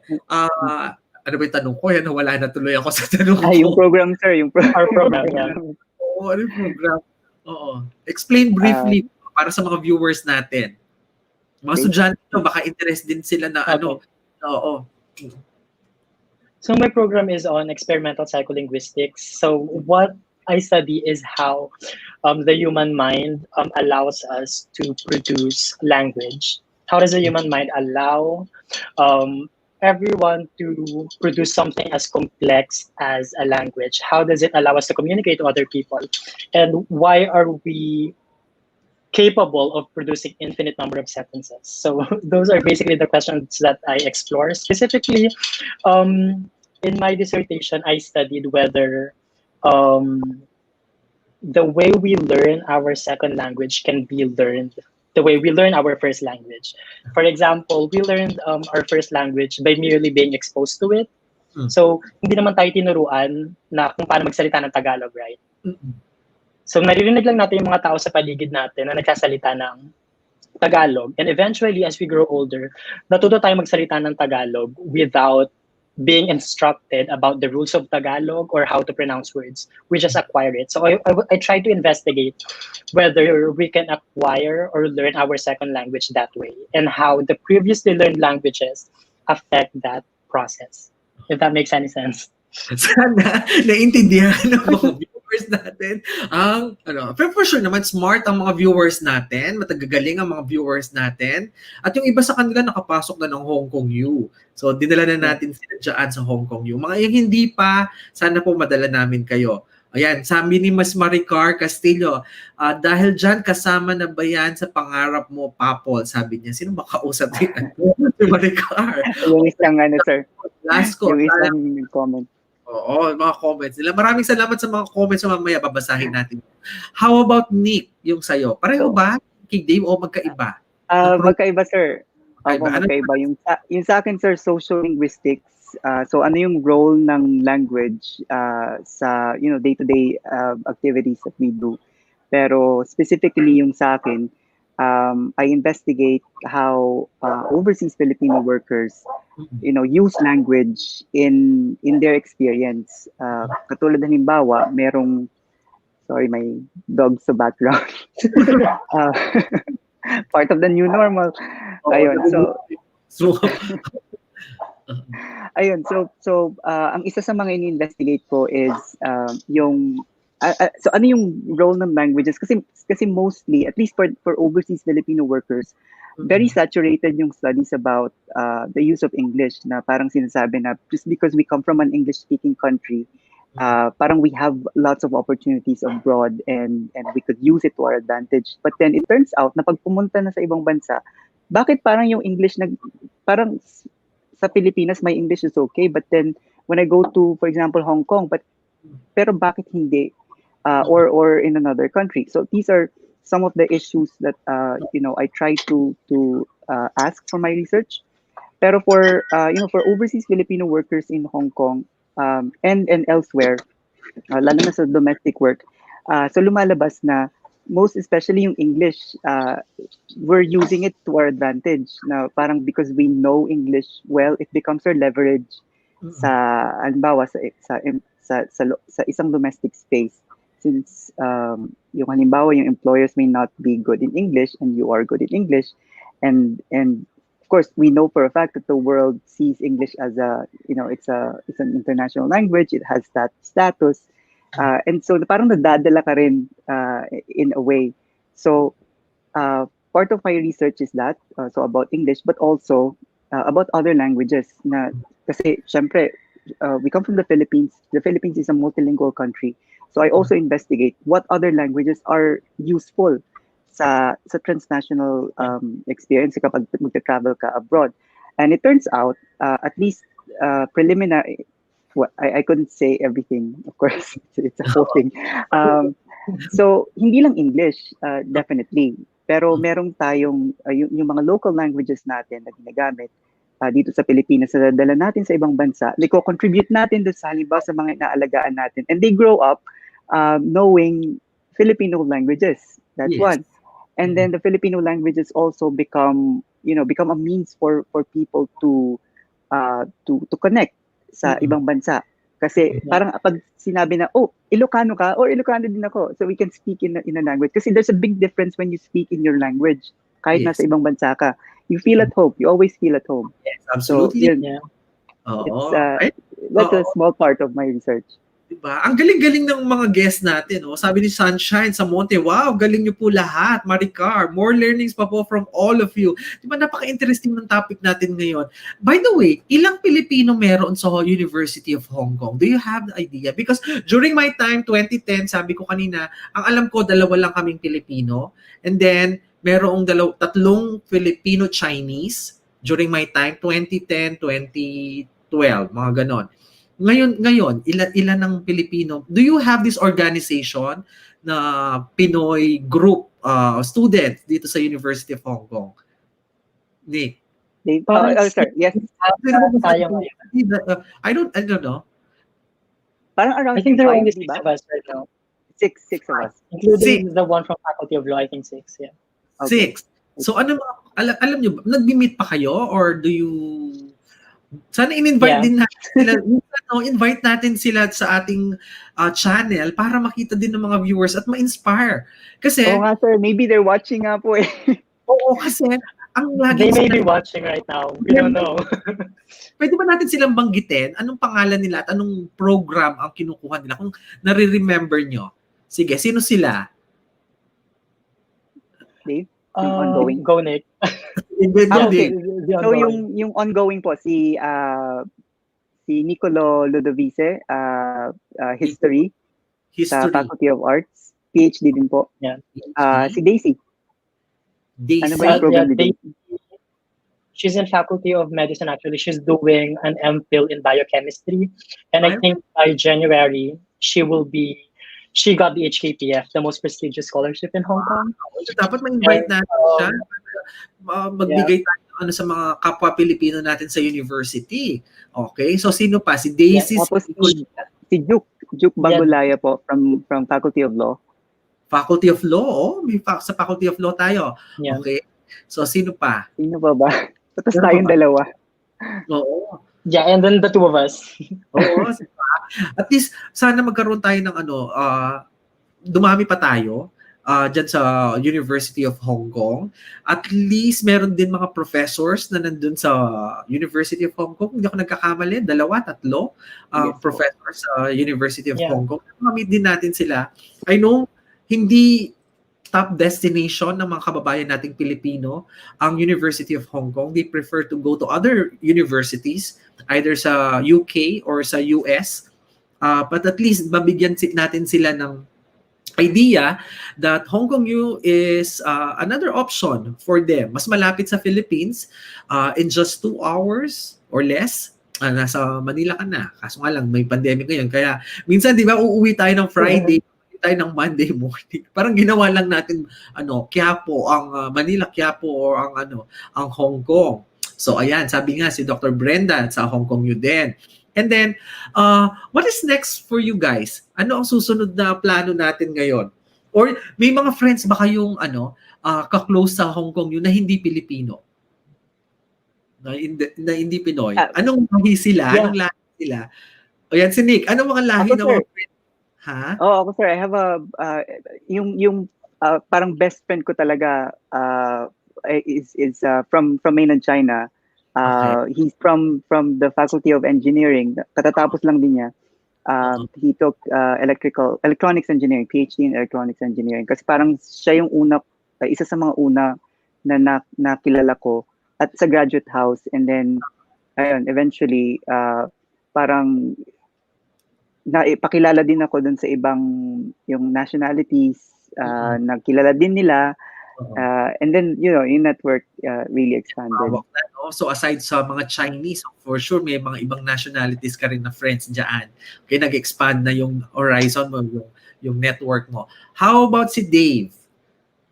Yes, in my case, I work in I'm sorry?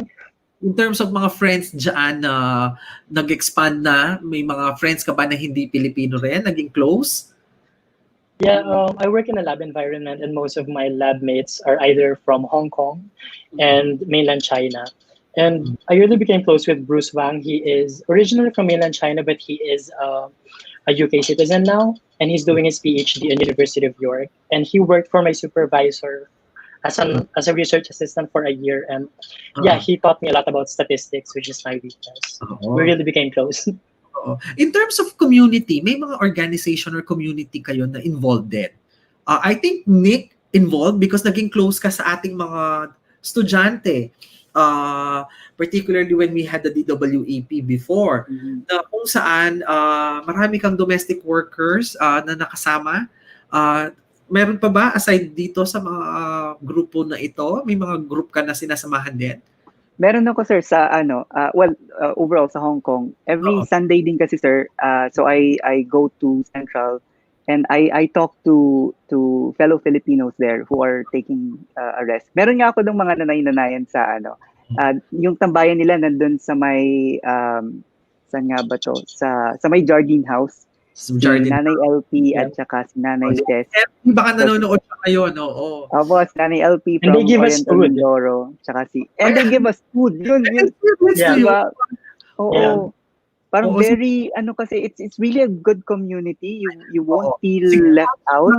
Yan hindi part ng conversation natin kanina to.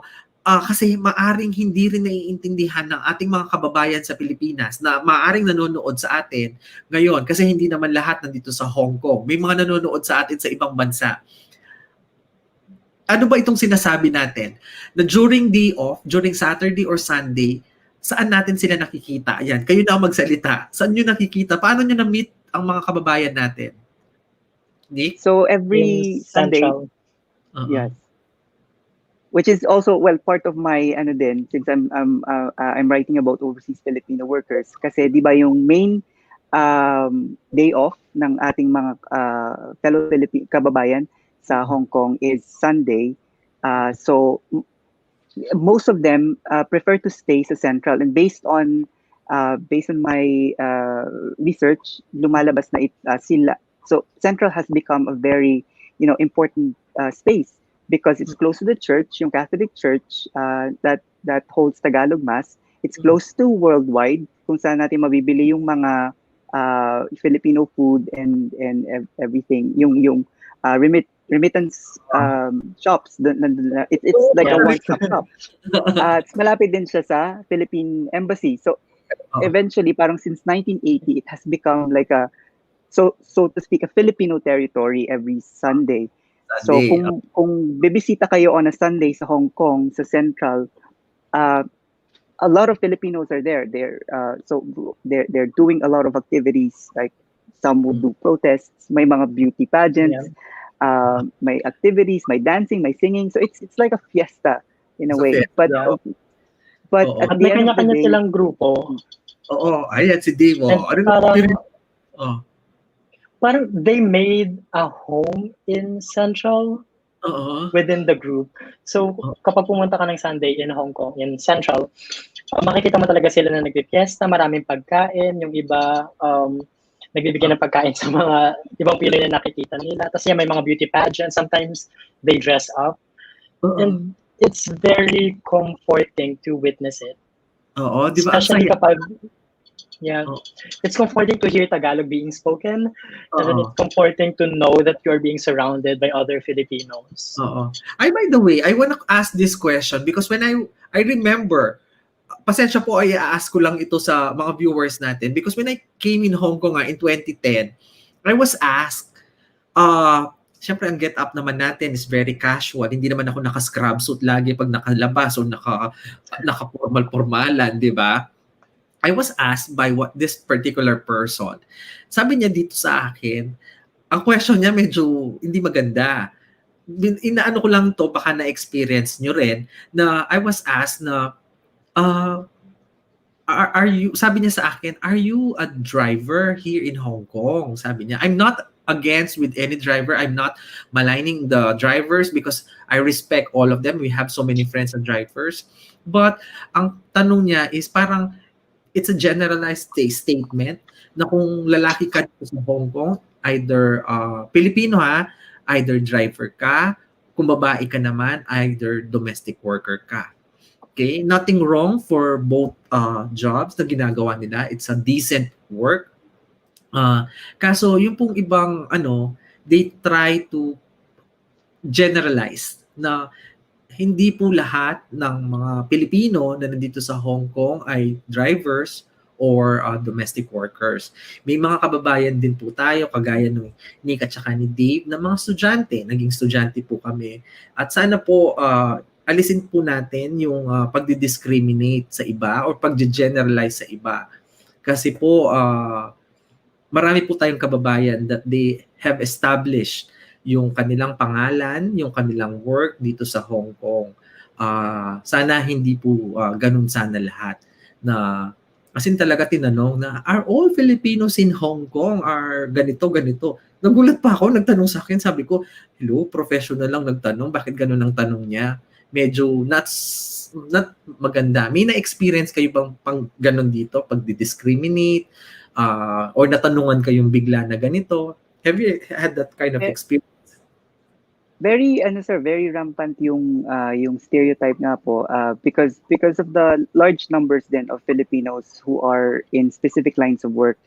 And of course, sabi nyo nga po, there's definitely nothing wrong with that.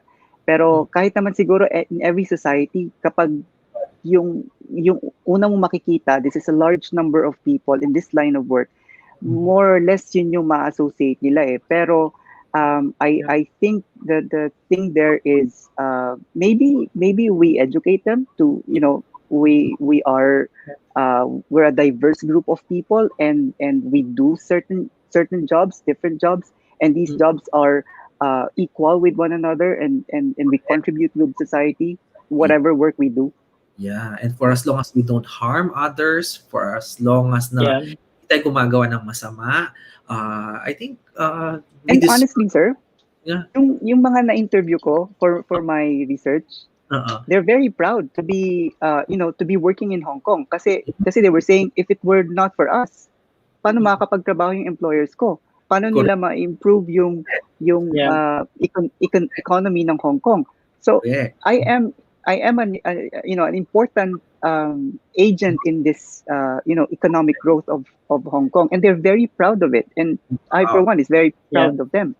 Oo. Kaya nga every Sunday hanga ako sa kanila, not just Sunday, also yung mga nagdi-day off every Saturday, kasi halos nakikita ko Saturday and Sunday na yung tinitiis nila lahat, and then just to provide, and nakikita mo sa kanila masaya sila, di ba? Ang ganda ng sinabi ni Dave kanina, it's a group of people, organization na nakikita mo na nagsasalita sila ng lengguwahe mo, na kung saan doon pa lang ang saya-saya ng pakiramdam mo, maski hindi ka kakilala minsan, bibigyan ka nila ng pagkain, hindi naman sa nagugutom ka or mukha kang patay gutom, hindi naman ganon. But doon yung i-offer talaga sila, di ba? Talagang come here. Kasi yung ibang nationality, hindi naman ganun, di ba? Hindi naman sila nagbibigay ng pagkain or whatsoever. Pero tayong Pilipino kasi, may kultura tayo na, for as long as na alam mong Pilipino siya, na meron ka, you wanna share, you wanna give, di ba? Yun ang masarap dito sa Hong Kong na pag nakikita mo during their day off. And for sure, kayo rin, na-experience ninyo, at you can share these experiences sa inyong mga estudyante or sa mga friends ninyo na nasa Philippines, di ba? So ngayon, ito na, marami, sabi nga nila, ang galing, proud daw sila sa atin. So marami pong salamat sa lahat ng nanonood. Ay, si Barry Malabanan, yan, nakita ko si Gigi, si Miles. So dami nanonood sa atin ngayon, mga friends ni Nick to, tsaka friends ni Dave. Oo. So ano yung future plans natin, future goals ngayon? Ano yung timeline natin sa sarili natin? Kasi si Nick patapos na, tapos na Nick. Tapos na. Almost there, sir. Almost there. I think that's the goal. That's the goal, to finish. Okay. So ilang pang buwan ito? Because of the pandemic, nagkasugulo-gulo yung schedule na. Kasi laging sarado yung library, yung mga important books that I need, hindi ko makuha. So talaga na-delay. But I'm hoping that I could finish it hopefully within the month. Yeah. Okay, good luck sa iyo, Nick. Kung ano lahat ng future goals mo dyan. How about Dave? Na mukhang masayang-masaya kasi palapit ng paalis na ba? Yeah, so I just submitted my master's dissertation 2 weeks ago, and I'm just waiting for the schedule of my defense or my viva here in Hong Kong U. And while waiting, I'm working as a research assistant for my supervisor. So I'm carrying out additional experiments and studies so that we can publish it later on. And yeah, I only plan to stay in Hong Kong until December, no, early January, and then I will start my doctorate in neuroscience of language at the University of London late January. And I will stay in London for 3 years, which is very exciting for me. And then yeah, I hope I can go back to the Philippines as a professor. That's the goal. Oo, yun That's ang our plan. I'm convincing him to return to the Philippines. yes, oo, sana Yeah. makabalik tayo. Ito nga I'm siguro, not convinced yet, but maybe. yeah, oo. May kanya-kanya tayong goal, no? May kanya-kanya tayong goal. Yun ang din ang goal ko is learn more as much as possible, educate myself, and all these things na natutunan ko, i-share ko ulit sa Philippines. It's nice naman, kahit na nandito ako sa Hong Kong, I still share whatever things that I learned. And ayan, sa mga viewers natin, tignan ko lang, may mga questions dito kanina. Siguro probably could entertain 3 questions dito sa mga guests natin, mga viewers natin nag-ask ng question. Siguro nakita kong question kanina, paano nyo daw nababalance ang life ninyo between studying and also your, syempre, sige, tumagtaka kayo dyan. Paano nyo daw nababalance ang life ninyo with all these things na syempre, hindi mahirap mag-aral, tapos nagtuturo pa kayo, at may iba pang ginagawa, nagre-research. How do you balance your life? Dave, how do you balance your life? That's an interesting question, definitely. And I don't think I'm the right person to answer that because I really wasn't able to have like a work life balance until the latter part of my program. So in the first 3 semesters in Hong Kong U, I was just working from Monday to Saturday, and then Sunday I sleep the whole day. So I didn't have a social life in my first 1.5 years in Hong Kong because I was trying to catch up with my lab mates who went to the UK and far more, competent than me in the field, and I was new in the field. So I felt like I had to hit the ground running and really work hard so that I can be in the same level as them. But in my last semester, I was able to do biking, hang out with other Filipino friends in other universities in Hong Kong. And yeah, that really kept me sane in the most difficult time in Hong Kong because of the pandemic and writing my dissertation. Yeah. How about Nick? Any regrets, Nick? Do you have any regrets, guys, of studying at Hong Kong at all? Yan ang tanong ko na lang. Ha? Do you have any regrets? Particularly, answer that. You will never be talking about that. do you, so Nick muna, do you have any regrets? Actually, sir, this is something that was asked by my supervisor before I left last August. Sabi niya, if there is one thing you'd like to, rephrase ko, if there's one thing that you would like to change, if you could go back to 2016, what could you do? Parang sabi ko, you know what, I feel like, ayoko ma-discourage yung mga, this should be, parang pinag-uusap. They should figure it out in the latter part of their program. Kasi you will just realize it at the latter part. Parang sabi ko, I feel like I would have probably finished even earlier or on time if I just stayed in Hong Kong. Sabi ko ganon. Biglang yun yung unang pumasok sa isip ko kasi nung first year ko, sir, I had a chance kasi sabi nila, so are you really gonna do the joint program or are you gonna do the normal PhD in Hong Kong U? And I said, okay, may opportunity naman to go to London, so why not try?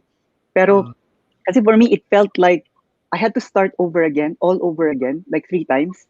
Kasi first year Hong Kong, second year London, second year, third year London, fourth year Hong Kong. So I felt like I had to restart my life 3 times in 4 years.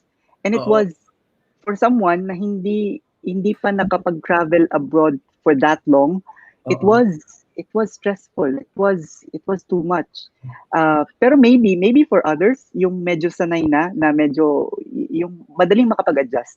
Maybe it wouldn't probably be a difficult thing for them. But for someone like me, it was difficult. It was so maybe that was one of my regrets na siguro if I took yung isang option for the normal PhD, maybe things would have been better. Pero sabi nga ng supervisor ko, well, you've learned something from there. It's an opportunity that you couldn't get anywhere else. So, and it happened. It's meant for you. And so I just took it as that. So I don't really, parang sabi ko, sige, siguro talaga this is meant to happen. Like, coronavirus and all these. Ito. How about Dave? Before, oh my gosh, yan dumami mga questions natin sa mga sa mga viewers natin, umanda kayo kasi tatanungin ko kayo. Sige Dave, ano mga regrets mo? May regrets ba? Honestly, I don't have any regrets about my study in HKU. I would still go here, and it was my dream to go here, and I think it was worth it. And if not because of HKU, I wouldn't have had the chance to do my PhD in London later on. So it's a step-by-step process. Although I want to emphasize that being in HKU is hard work, the pressure and the standards of research is really high. And you are working with supervisors who are really experts in your field. So there will be times when you would feel really stupid. You would feel like you are not good enough, that you would never meet the measure. But it's just part of the process. You just have to suck it up and then try to get over it, try to read more, and then hopefully it gets better. Ito tanong ni Miss Gigi Amelo, cum laude pwede bang mag-apply sa HKU? Pwede. I think that's a good it would help your application a lot. If you are cum laude. I graduated cum laude and you. So yes, you have the edge over the other students who do not have the Latin honors, particularly Nick mentioned kanina, summa cum laude, magna cum laude, or cum laude. May edge po kayo over the other, but it's just part of me. Kasi kailangan nyo pa rin interview, kailangan nyo pa rin dumaan sa process. Okay. It's really the proposal that would matter the most. Yes, yung proposal. At saka supervisor, di ba? Kay Brian Villaverde, ang question niya, how to be you po? Ayan. How to be Estudyante ba natin si Brian? That's your friend, Nick. Go answer him. I'm from Southern Luzon State University. How to be you? You're like us. Come on. He's also doing his PhD. You're one of us. Okay. So, dyan siya sa Hong Kong U? Si Brian? Sa university, sa UP Diliman, sir. Okay. Sige, guest natin din siya, si Brian Villaverde. Para alamin naman natin, siguro ma-inspire din sila paano maging estudyante ng PhD sa UP Diliman. Di ba? So, sinong gusto sumagot doon? Sasagutin ba natin yon? How to be you po? So, ayaw nang sagutin ng guest. Yan, nagdi-decline ng guest natin. Ayaw nilang sagutin. Ito, mula kay Clad Asia, question. What preparation do you recommend for students who wants to study in HKU? May preparation ba? Nag-prepare ba tayo? You mean after you get in? Or what preparations for the applications? Who wants to study? So before. So he's lakas ng loob. Lakas ng loob. Yeah, to be honest, just apply. Just apply, no? Wala. You'll never really know until you try it. Wala pong masama mag-apply. Sabi ko nga, try and try po. Nag-try kami pare-pareho, one time, submit ng application, submit ng research proposal. Kung nagustuhan, kung time nyo na. Napigilan. And if you don't get it doesn't mean that you're not qualified. It's just that the funding is really limited. Yes, Apply lang po. At wag lang pong malimitahan sa isang university. Try to apply to all the different universities na kung pwede. Yeah, for my PhD, I applied to a lot of universities and I only got into one. Tignan mo. Rejection is part of the process. Ito mula kay Kare. Sandali, ang bilis naman ng mga questions ninyo. Sandali, bagal-bagalan nyo po. Hindi ko kayo nakikita. May time pa ba kayo sa love life? Ito yung pinakamahabang episode yata. Interested naman yung episode natin, sabi ko nga sa inyo, nilang 20 minutes, haba to. Ito, may time pa ba kayo sa love life? O pass ba natin or sagutin ninyo? Sino sasagot? To be honest, I have to set aside a lot of stuff. Okay, I- set aside. Walang If you time. don't focus on the thing that's in Oo. front of you, mahirap Yeah.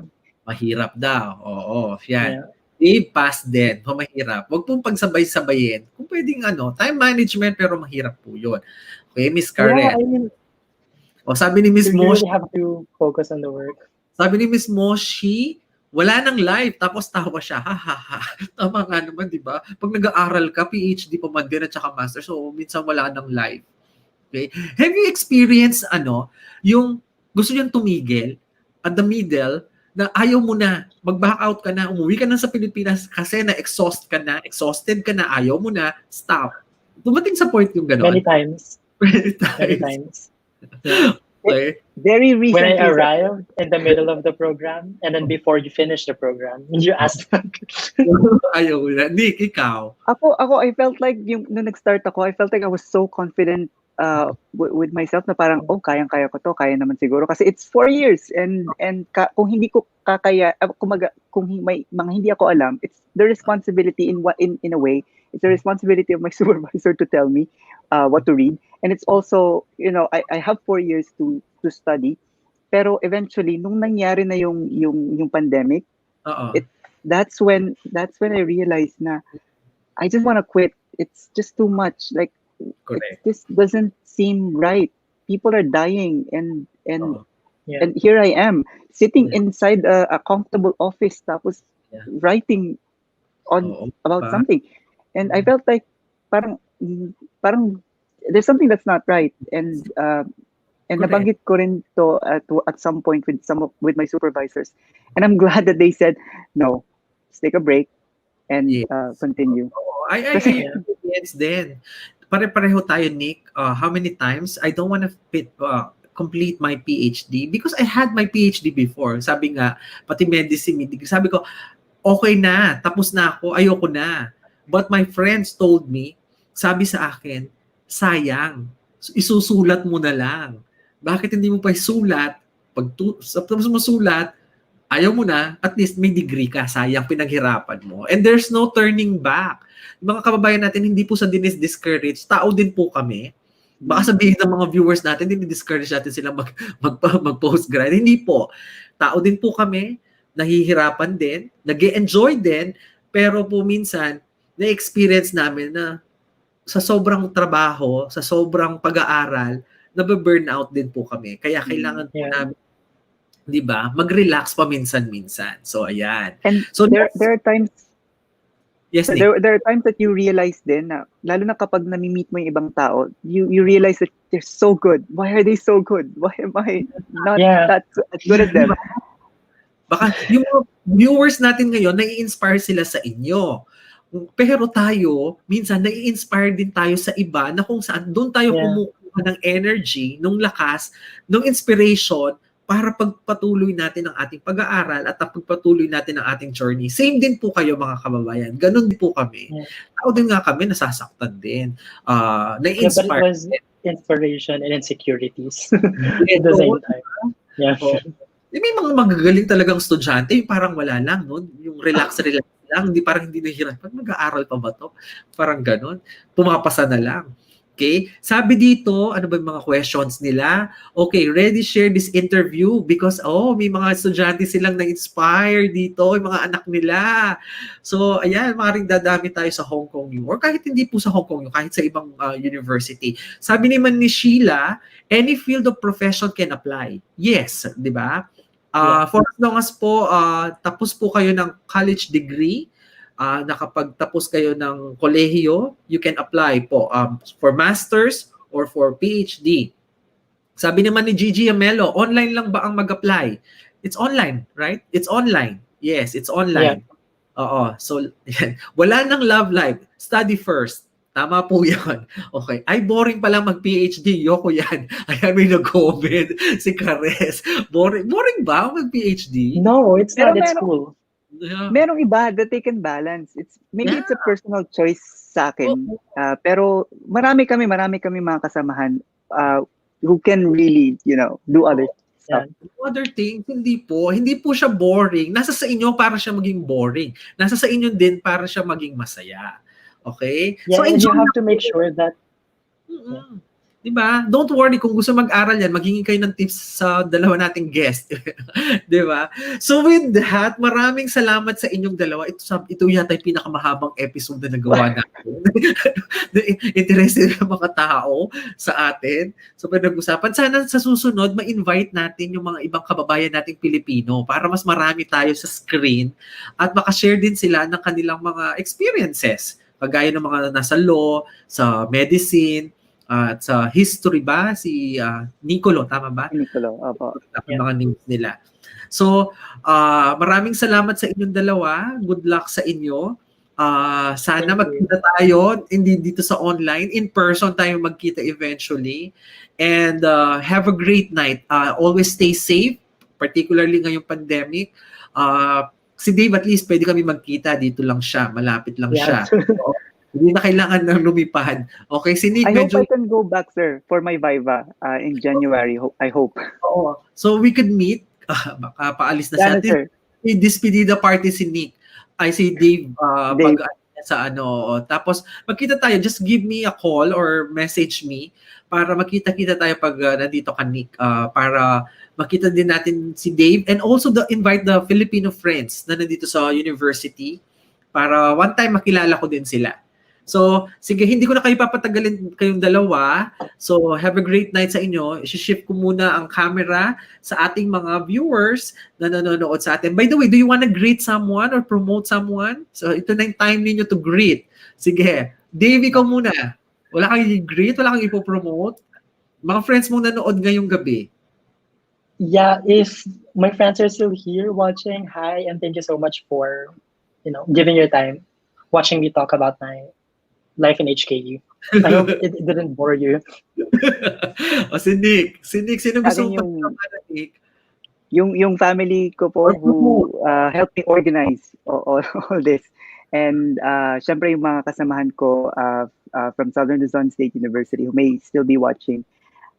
And yung mga students ko who are here, who wrote a comment. Thank you for being here. Really appreciate it. O, sige, sundin ninyo sa Southern Luzon State University. Maraming salamat po sa mga estudyante nyo dyan, sa mga colleagues mo sa university. Maraming salamat sa panonood, sa pag-join sa atin. So hanggang sa muli po sa inyong dalawa, maraming salamat ha. So sige, iaano ko na kayo sa screen para kausapin ko naman yung mga viewers natin. So take care and hope to see you too. Okay? So ayan, nakapanayam natin ang dalawang estudyante sa Hong Kong University. Maraming salamat sa kanilang dalawa, kay Nick at saka kay Dave. Kenneth, sa lahat po ng mga viewers natin, maraming salamat po sa pag-join nyo sa aming ngayong Friday ng gabi. Umabot tayo, nag-overtime tayo, but maraming salamat po. Pasalamatan ko po muna kayo isa-isa. Glad Asia, maraming salamat. Sunshine Samonte, Gigi Yamelo Cares, Sheila Vlog, Late Bloomers 2020, maraming salamat. Honey, thank you so much. Si Norven Magtaas, maraming salamat po sa inyo. Mga naging estudyante ni Sir Nick at saka ni Dave, maraming salamat. Quincy, maraming salamat. Maricar Castillo, maraming salamat po sa inyo sa panonood. Brian Villaverde, thank you. I hope na maging guest ka namin soon para ma-inspire ang ating mga kababayang OFWs na gustong mag-aral din at mag-pursue ng further studies, mag-masters or mag-PhD. Si Sheila Mansanila, maraming salamat. Miles Banoobra, Miles Journey, salamat sa iyo.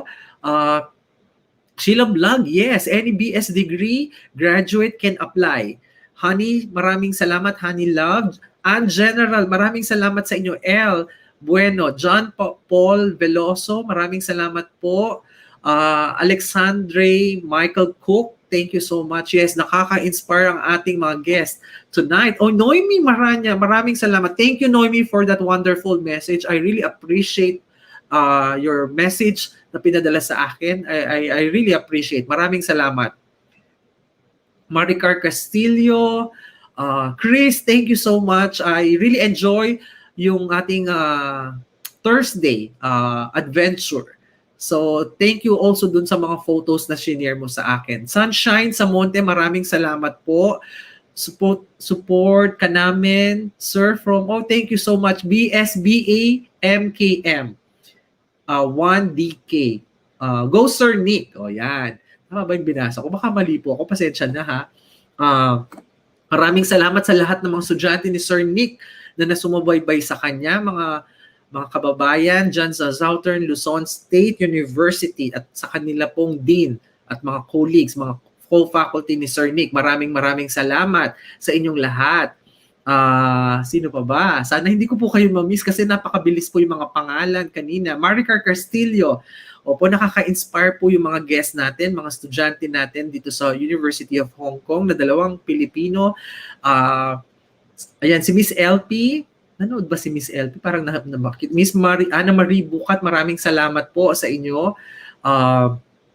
Jennifer Balcruz, maraming salamat.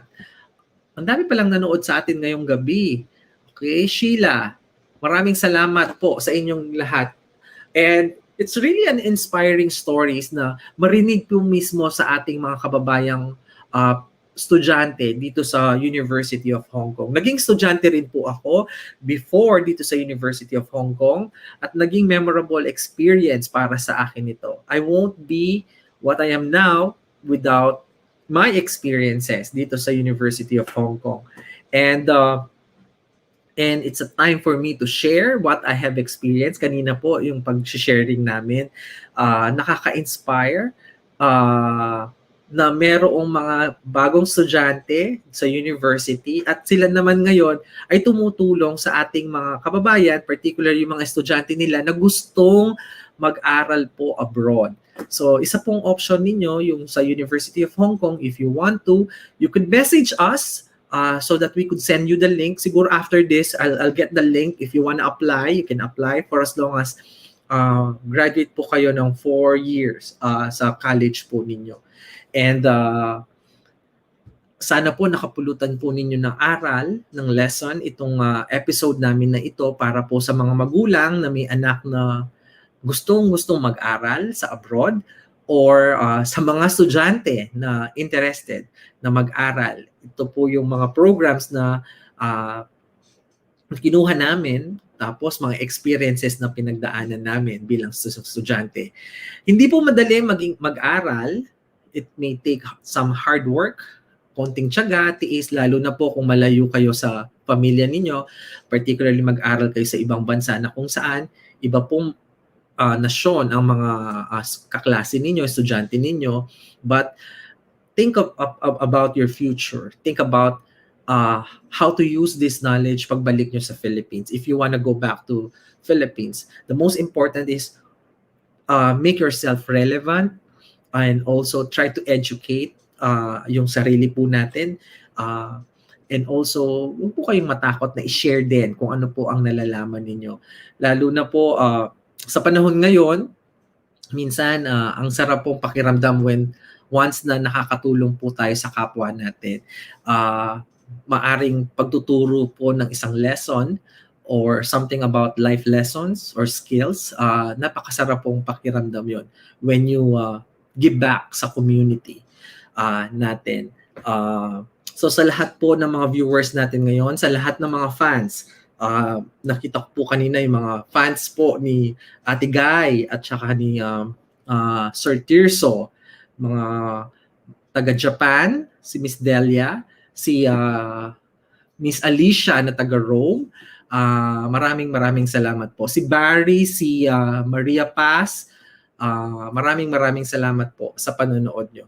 So hanggang sa muli po, this is Dr. Mike. Don't forget po to like, share, and subscribe sa ating pong channel para po sa mga latest videos na ina-upload natin. Abangan nyo po this coming Sunday. Ang guest naman po natin, fashion designer from Milan, Italy, ang pong guest natin. And some of the models, guest po natin, isang kababayan nating Pilipino, sikat na fashion designer doon sa Milan, ang guest natin this coming Sunday. So abangan nyo po yon this coming Sunday, October 4, 9:30 in the evening. So Hanggang sa muli, this is Dr. Mike. Have a great night, everyone, and stay safe, be happy, and enjoy your weekend. Maraming salamat po.